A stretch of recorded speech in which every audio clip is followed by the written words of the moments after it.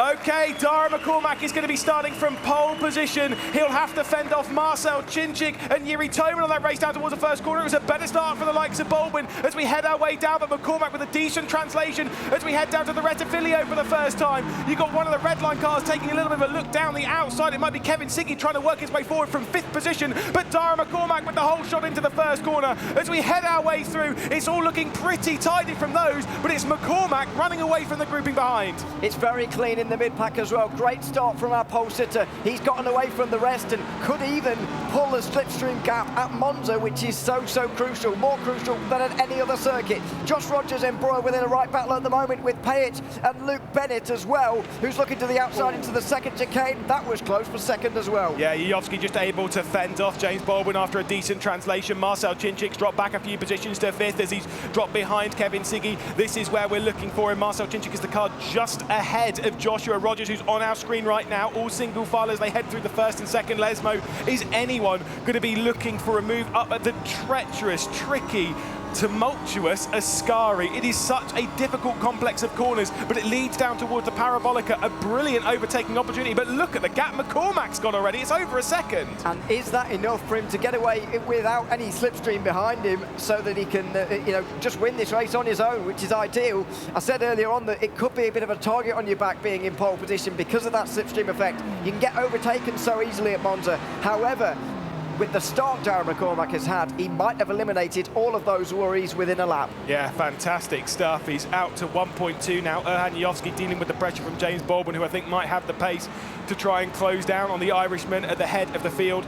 Marcel Chinchik here, points leader in the middle of all of this. Of course, he is ahead of the driver that is second in the championship. We'll try and keep you as up to date on the points as possible because it is what matters. But again, we're looking for the first driver to get to 160 points, and then they enter finalist mode. Marcel Chinchik about to take a couple more off of Kevin Siggy as he dives down the inside. A cheeky look at foot cam on the right-hand side. As you can see how he's balancing the brake side by side between the pair of them as they head their way through the first corner. And Marcel Chinchik unable to get past Kevin Siggy just yet. Siggy's just trying to squeeze him off as they head down towards Curva Grande. Of course, Siggy is the teammate of Luke Bennett, who is second in the championship at the moment. So Siggy is going to be desperate to fight off, to fend off, to help his teammate as best as possible. And these two teams are going to be at it all day long. Redline and RAG have arguably the best chance here with 3 drivers each into day 2. Marcel Chinchik's made it though. He's got through for now, but into Lesmo 1, he's going to be challenged again. Kevin Siggy with the inside line. The Hungarian round the outside, got a little bit deep really, and he's allowed Siggy back down the inside again. Josh Rogers is waiting for his moment to strike. It might be right now. 3 wide on the exit of the turn.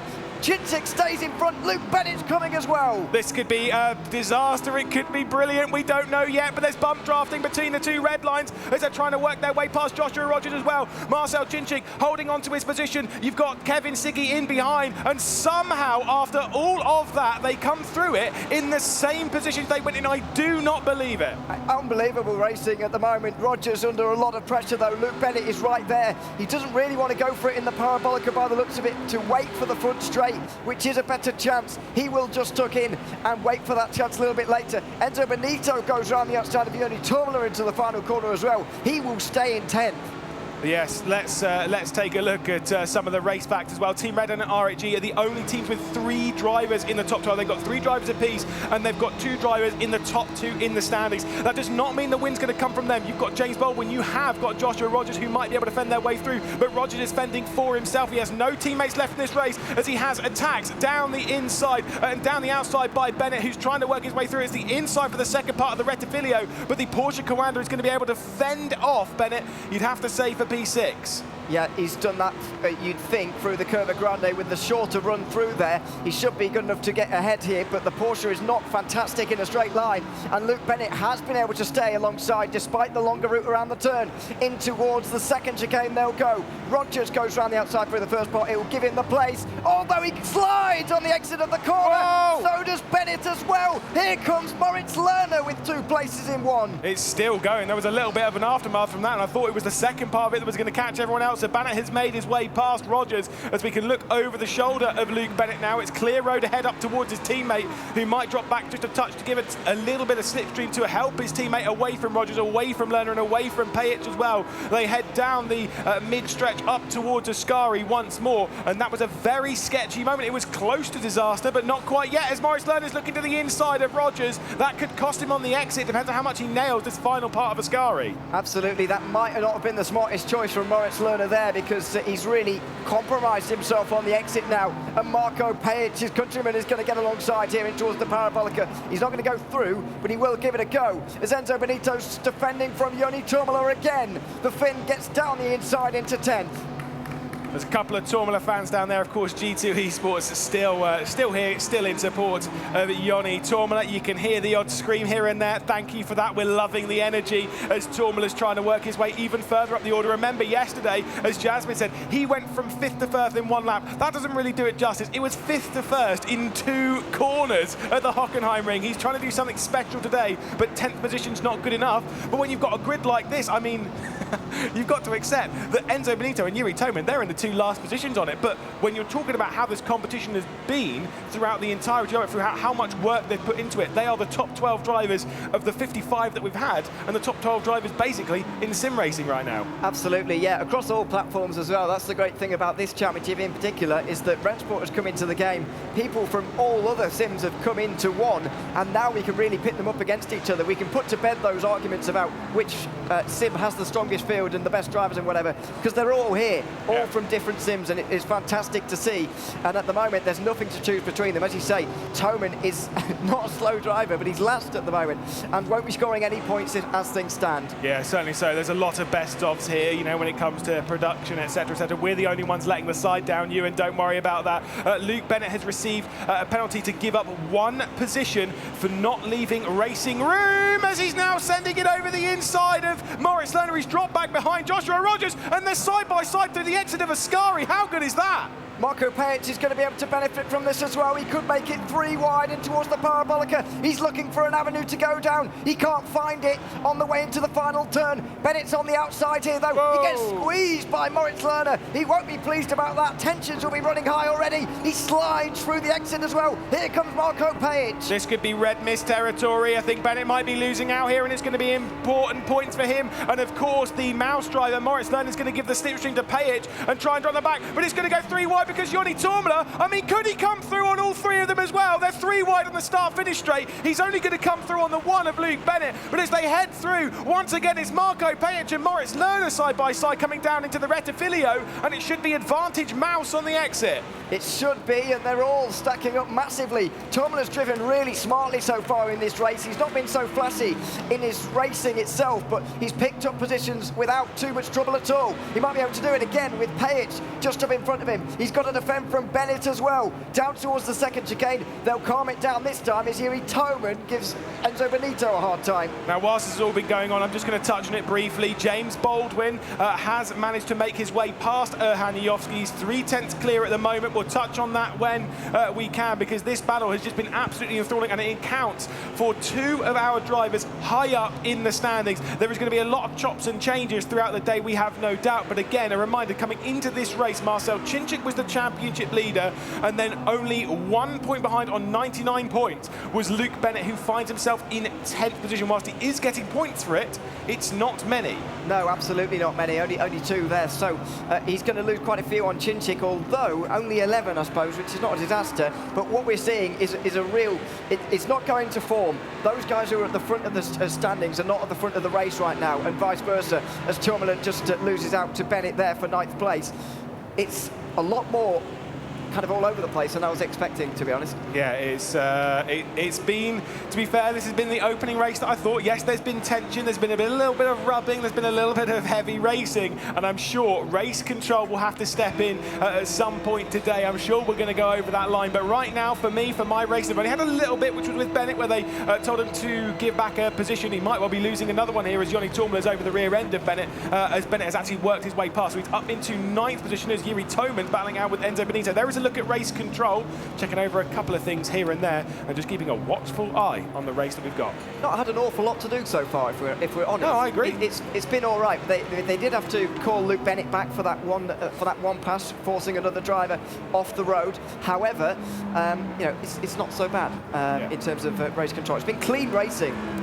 Yeah, certainly so. So you can see there on the top right, I mean, that's an understatement. This race could be big for Darragh McCormack. You're absolutely right. 25 points for him would move him up from 8th quite nicely. Of course, 4th in the standings is James Baldwin, so he would be getting 20 points for his current position. And again, it will work them forward. It will work them both towards the mix. Darragh McCormack can absolutely win this event, even if he doesn't believe so. He was angry with some of the things that happened yesterday. He's feeling confident and focused today, and with just three laps left to go, he's got a 1.8 second lead, so he's got plenty of a lead over James Baldwin right now, but it's nothing too major. As things stand, Darragh McCormack would move up to 5th place with this race win. As things stand, he would move just ahead of Erhan Yoski, not quite in front of James Baldwin, but that gives an indication of just how close it is now. Roughly, from what the gaps you saw yesterday, they're about 3.5 times smaller, to be rough with it. So it is closer, it's good to see, and Darragh McCormack's doing a good job right now. So here we go with Erhan Yoski. James Baldwin having to defend on the inside in towards turn number 1, and second place should be his. Side by side on the way into the corner. Yoski has his nose in front, he has the place as well. Yeah, certainly so. So as we depart that first corner, Erhan Yoski and James Baldwin, 2nd and 3rd on the road. Erhan Yoski working his way back through as they fight their way up towards the Rogier round Curva Grande. Erhan Yoski getting ahead once again. This is good for Darragh McCormack as he's trying to pull himself clear, trying to pull himself back into contention, and with James Baldwin not gaining as many points right now, things could be even better for the likes of McCormack, and to be fair, not as damaging for the likes of Marcel Chinchik and particularly Luke Bennett. Yeah, absolutely. Side by side for 11th place, by the way, between Yuri Toman and Enzo Benito. Toman will have the inside into Lesmo 1, and should have the place, you'd think, as well. Yes, he will. Out wide for Benito, and he will lose out there. So Toman picks up 1 point, but with him currently 6th in the standings, that's not going to be particularly helpful. He could even move down to 11th, depending on other results. We'll wait and find out. Yeah, certainly so. So once again, there is the defensive line being taken by Yuri Toman, by the way, in the battle for 11th position. Enzo Benito trying to work his way back through as they head out towards Ascari once again, and Yuri Toman is able to hang on. That would just be 1 point for Toman. Very frustrating qualifying session for the Czech driver, but he might well be losing out more here. He could well be losing that all-important final point as Enzo Benito is trying to get to the outside of the Parabolica. This would have to be a mega send from the Italian. He's a good-looking boy. He might be putting on a good-looking move here as he gets around the outside of the Parabolica. That would be sensational if he can do so. He's going to have the drive off the corner as well. Surprised he's decided to do that, really, because you've got the long home straight to come right after that final turn. However, he's made it work. That BMW fairly strong in a straight line, although the Audi's not slow. They're absolutely neck and neck up towards the first corner. It's Toman who does have the legs into the first turn, and he will get through by the looks of things. Make sure he slams the door in Benito's face as well. Yeah, exactly, but I don't think Benito's done with it. They're both just fighting over the final point, and unfortunately, I think for Yuri Toman, this bad start to the day, if he can balance himself out, if he can come back strong as the races go on, he needs to bounce back immediately, though, because right now scoring 1 point for a driver who we thought was going to be somewhere towards the front coming into this event, he might well not even score that 1 point, because Enzo Benito's coming in. He's sending it around the outside of the Rogier once again. Beautiful racing between the pair of them, and Yuri Toman is just able to hang on for that position. They're putting on a great show so far, and I guess they might as well, because it's the penultimate lap of the race, first of all, but also they're not going to catch anyone else in the remaining time of this one. They're still 3 seconds behind the battle for 7th, headed by Marco Pajic, so that's wide. They might as well fight. Benito's not going to have another attempt here, though.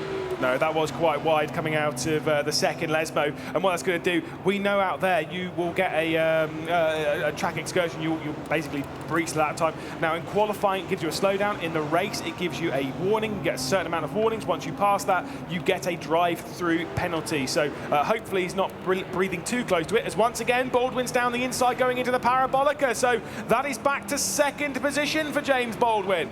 Good pass into the final turn, but he's immediately given Erhan Yoski another chance to go through. It's side by side over the start-finish line as we go on to the final lap of this race. The Audi just a little bit stronger in terms of top speed here. He'll edge alongside. They'll be absolutely nose-to-nose pretty much on the way into the braking zone. Baldwin goes a little bit later, though. Yoski decides to tuck in. Yeah, this is, again, brilliant stuff between the pair, and that was a good send. It's on the final lap of the race, though, and Yuri Toman and Enzo Benito, they're really putting on a show right now. Unfortunately, it's 3 seconds seconds off the back of Joni Tourmala as they head their way through the first corner, through the Retifilia. The outside line being taken by the blue highlighted R8G car, and the position will be held. Benito struggling to find his way past the V10 running Audi R8 as once again Jajowski's getting close. They are dragging in Marcel Czincik again. Here comes Jajowski, with a better exit than Baldwin, who went slightly deep into that second chicane. He's down the inside into Lesmo 1, and the Mercedes surely can't hang it round the outside through there, although maybe he can. Oh, and he has done. Fantastic defending from James Baldwin. Yeah, that does deserve a round of applause. Wow, wow, wow. That was fantastic from James Baldwin, just able to hang on. We've got a few corners left to go. Jajowski's got coming down into the Ascari chicane. He's going to look to the outside, surely. He might well lift out. I think this is more of a lift. He's coming slightly off the throttle to not try and pass Baldwin, because he's going to try and make his chances, hedge his bets on that final corner. Does he relieve any pressure for his teammate? Maybe let his teammate come through and score some extra points. Right now, I think that's too early. He's also in the running for going for the victory. I think so. And speaking to Erhan yesterday, he said they're all going for it still, so I'd be surprised. Well, we'll have to wait and see. They've got one more corner to get round. They're 9 of 9 laps complete. Dara McCormack for Williams is going to come through the final corner. He took a great lap in qualifying, and he's going to dominate the first race here on Championship Sunday. Congratulations to Dara McCormack, 25 points, and the comeback charge is on. The Irishman takes top honours, and there is a look at him. You can see he's pretty relaxed, he's pretty comfortable.